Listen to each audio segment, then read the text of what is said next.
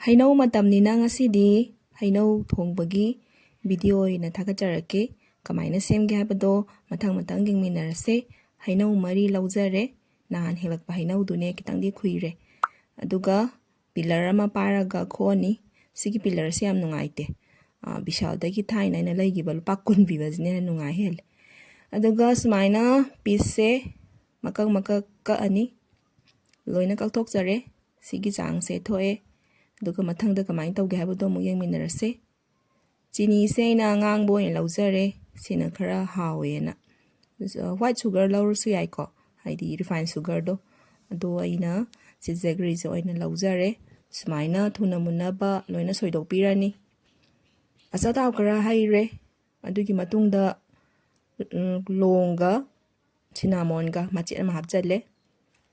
tejpata mu hapjalle adugi matungda jira suba khara hape mathangda amu hangam maru khara hapaga okhaibire heinou do amu hapjanlani ngaiha ngobirani khitang toina sumaina watpi doini aduga tasengkidi hai thongba gumba se steel gumba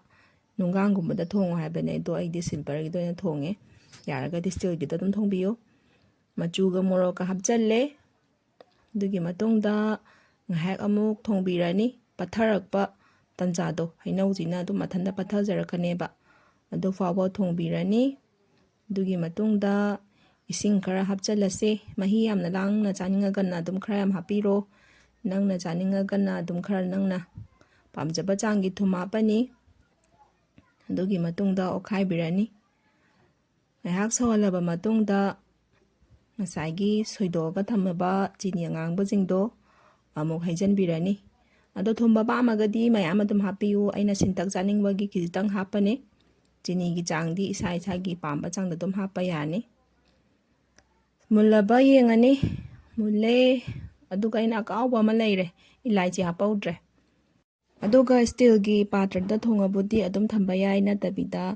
asmaina silver gi da thong targadi atopa patrada asmaina haidoga thambiho atragadi reaction thoglakane baka mayam su try tawbiyo. Thank you.